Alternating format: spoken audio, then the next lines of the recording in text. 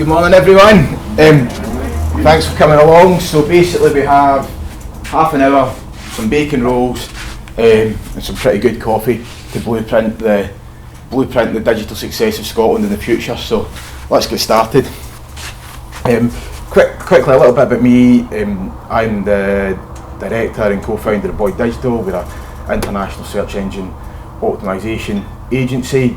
We work in some of the other digital channels. In the past I've also worked client side and sort of, well, before the days of digital, and sort of marketing, and then as digital marketing became a thing, and now all marketing essentially is digital, got a digital element. So that's why I'm up here and not some tramp off the street. To get started, to give us a little bit of an overview, why is this so important? Why is this something we should be thinking about, and why do we need to really focus on how we approach digital and how we continue to develop digital as decision makers, as business owners, as professionals within Scottish business? What was it like to work in Scotland 100 years ago? It was not really, we're talking shipyards, we're talking muck in the streets, and it took basically 70 or 80 years, almost 100 years, to go from digging up tatties and building ships to the 80s and 90s, where we've got television and marketing, business begins to change, things become much more service led.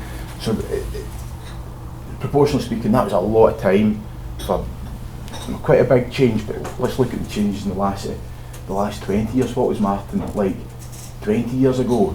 TV adverts were everything, newspaper adverts were everything, radio was very much sort of cut and dry.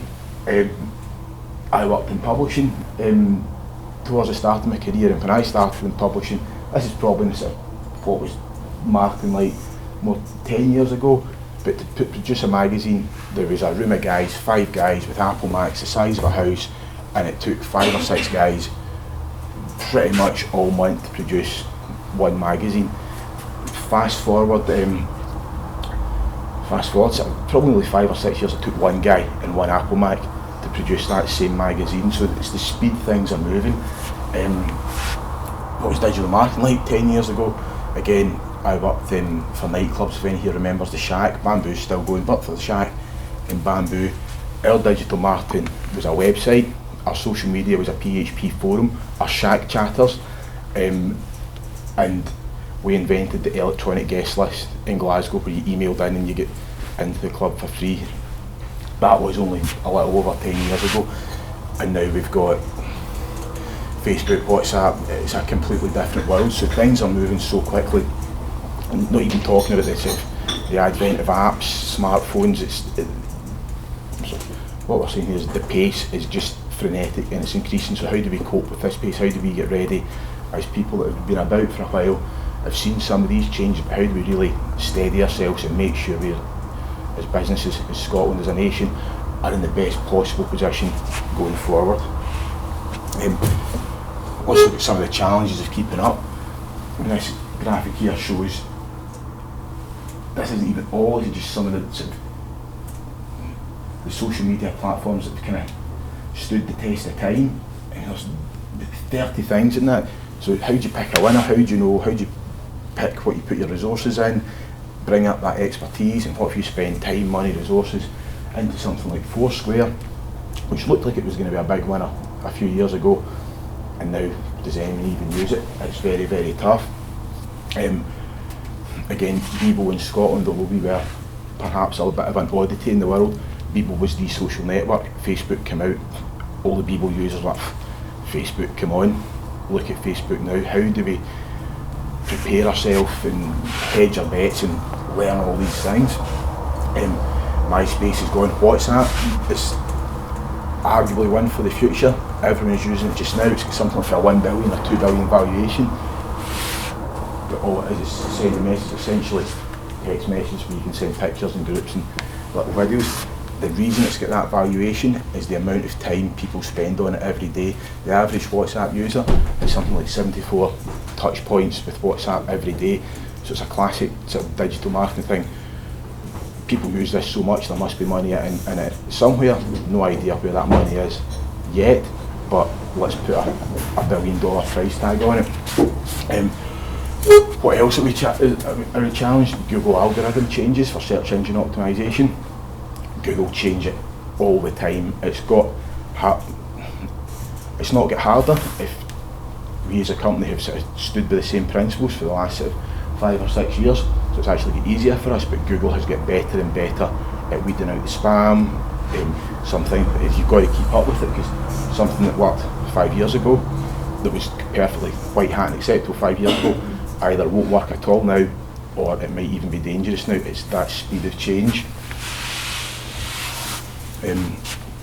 Looking at some of the other channels, PPC, everyone, you'll hear people talk about the Google algorithm changing all the time and how difficult it is and unfair it is, and just as on a wee side notes as to how quickly the algorithm changes and how difficult it is.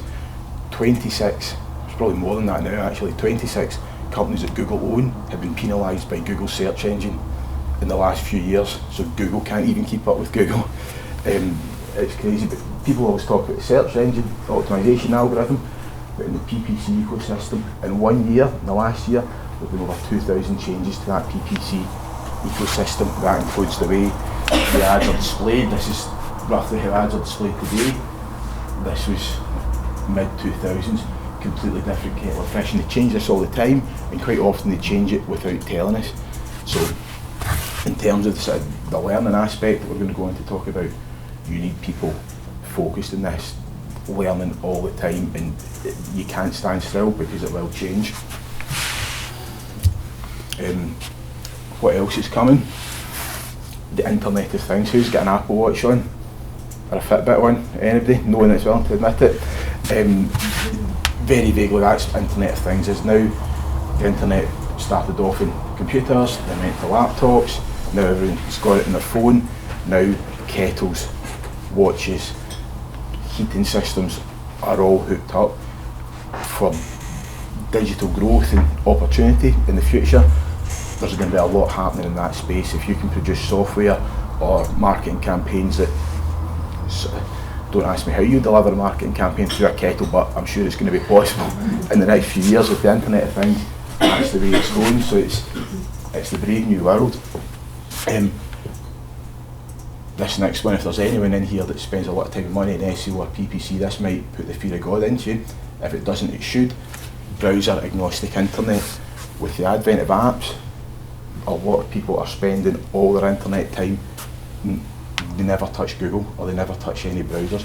They get their Facebook through their Facebook app, they get their news through the BBC app, they can buy their things through the Amazon app.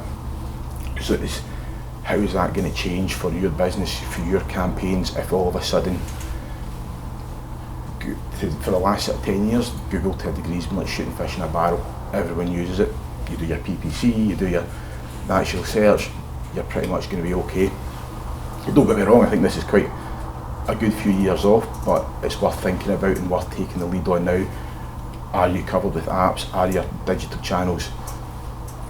Do you have the ability to reach people that don't use Google or search engines?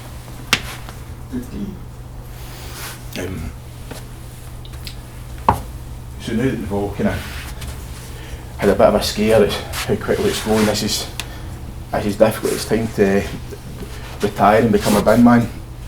What can we do, or what should individuals as decision makers, organisations do and encourage to make sure you're ahead of this digital curve? And very simply, every day is a school day. There's no, in the days of TV advertising, I sold magazine ads when I worked in publishing, and you get the same phone call at the same time of month from the same media director from Mediacom. I need 2 full pages for this act and that act. No problem, done. That media director went back to sleep for the rest of the month. It was that easy. You covered your main magazines, you covered your radio, you covered the telly, and people probably, market professionals probably had a lot easier a life than they do now. But you can't, the minute you stop, even if you were very good at PPC and you just stay in that little space, what it's like 5 years ago, nothing like it is now. Everyone's got to keep learning. digital education and learning should never stop. Like it says there, adding up a balance sheet hasn't changed much in the last 100 years, but digital marketing has, whether it's the way you optimise your title tags in Google, whether it's the way you build or attract links for natural search, it's all changed. Design's changed, technologies have come and go. Flash used to be, I've just spent 100 grand on a new Flash website. You were the king of the castle walking about puffing your chest out. Of course no one can see it.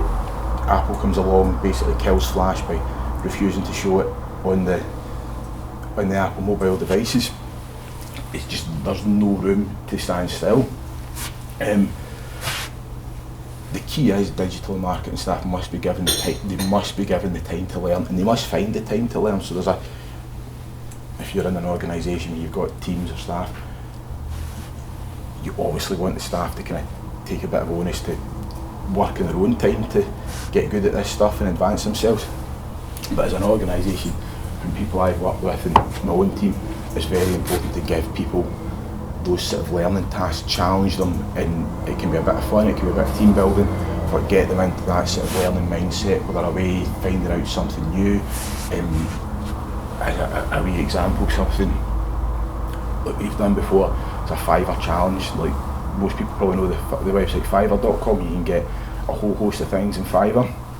On a Friday afternoon at the end of the month, we go, right, Fiverr challenge, everyone's got $20, come up with a mini campaign just by using whatever they can come up with in their head, whatever various people on Fiverr can do for $5, £3.50, gets people thinking, looking at the other, at what's out there. And of course the beauty of the internet is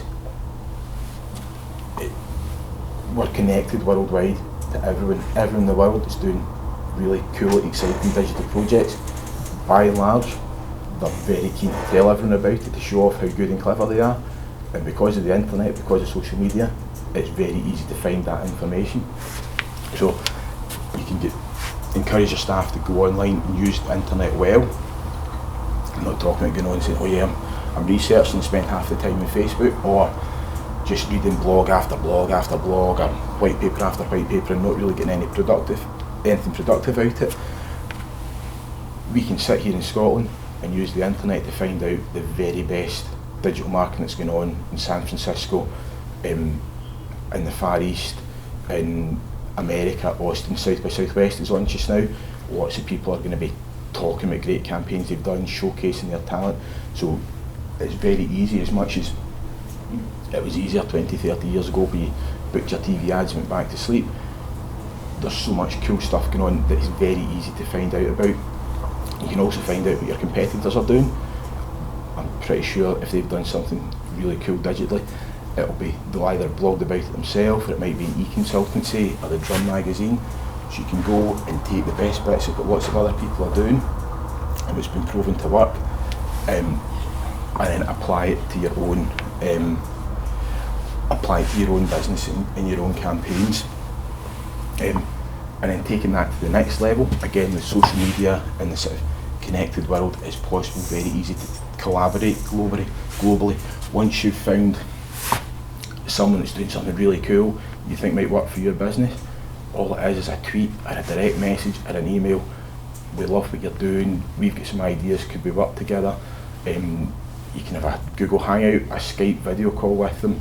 There's no jumping a plane halfway around the world for a meeting that might be a waste of time. You can literally work with these people, and people generally are happy to share these ideas if you approach them the right way, pay them their dues, give them a bit of respect.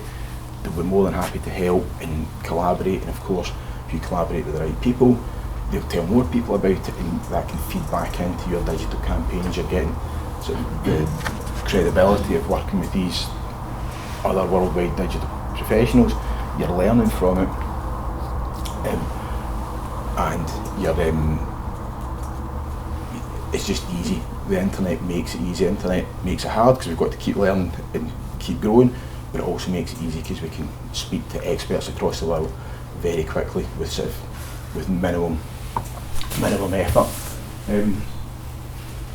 From a sort of staff operational point of view, that learning is key. I mean, we're talking about a degree of specialism, which we haven't really, well, we probably haven't really seen before. Like, there's so many different strands, and it's growing and it's growing and it's growing.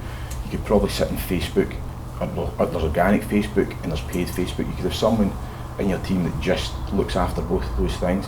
Things like Snapchat is a very sort of popular medium now, and me as a digital native who's been around, seen loads of things, I don't quite get Snapchat. That's how quick it's moving, but there's people that I know that are very, very good at using Snapchat. So it's about finding people that are expert and giving people enough time to specialise, because as a digital market manager or a digital sort of person, there's just so much now, so you either have to pick what you want to focus on and be really good at, or be prepared to sort of get a big team or use a big portfolio of agencies, because there definitely is a challenge which unfortunately there's no answer for, other than throw loads of money at it. Like, to find that the right level of specialism to do all these things as well as you possibly can. On the sort of learning front as well, it's maybe a slightly different type of learning required at that sort of decision maker, business leader level. I think most people in here are marketing people at quite a high level, so at that sort of level and above, whether it's board or owner level, you still need to learn. You need to be, obviously, you probably don't need to know how to place a Facebook marketing pixel and set up 3 campaigns off the 1 pixel, but if you need to take the time to learn the strategic importance of digital, whether it's marketing campaigns or whether it's what can be achieved by developing new software that will save the company time or make things easier for users, better user experience, or campaigns to get more people to the site, in the shop, whatever your sort of business goal is. And that changes, the possibilities change around that all the time. And if so the benefit of that is twofold. If you can explain to the ownership and at a board level, here's why we need to embark on these big digital projects, that will give you an advantage. And then also sort of looking back down the way, if you've got if there's a understanding of the sort of a broad level of digital with a little bit of kind of granular understanding sprinkled in there as well, you'll be able to get more out of your digital teams, because they know that they can't pull the wool over your eyes with buzzwords and this. If you are very clear on what you expect and are understanding where digital is, not 5 years ago, not 2 years ago, now and where it's going, you will get more out of your teams. And the other thing from a sort of leadership point of view is, don't be afraid to fail with digital. Try digital projects. Don't sit there going, oh no, you know what, we'll just make the phone number a little bit bigger on the website because that's always worked for us. You've got to, at times, jump in with 2 feet, and don't be afraid to fail. Not every digital project will work, whether it's an app or a new micro website or a campaign, but if you approach it from the right way, and rather than taking a goals orientated approach to digital projects, which would be, we will launch a new app and we will sign up 100,000 users and we'll generate £20,000 a month of revenue. Take a systems based approach. We will develop this new app, we will scope the app to be the best possible app in its field. We will build the app, we will build a team that can build this app that is flexible, and will learn about the new technology for apps. We will launch this app in a good time scale, and if you follow those systems, even if that app turns out to be a dud, which it does happen, there's no shame in that, you've built a team that can deliver apps quickly, you've built a team that can take instructions, you've built a team that should hopefully have learned what was good about that process, what wasn't so good about that process, and maybe the next app or the next web project or the next digital campaign, maybe that will be the winner.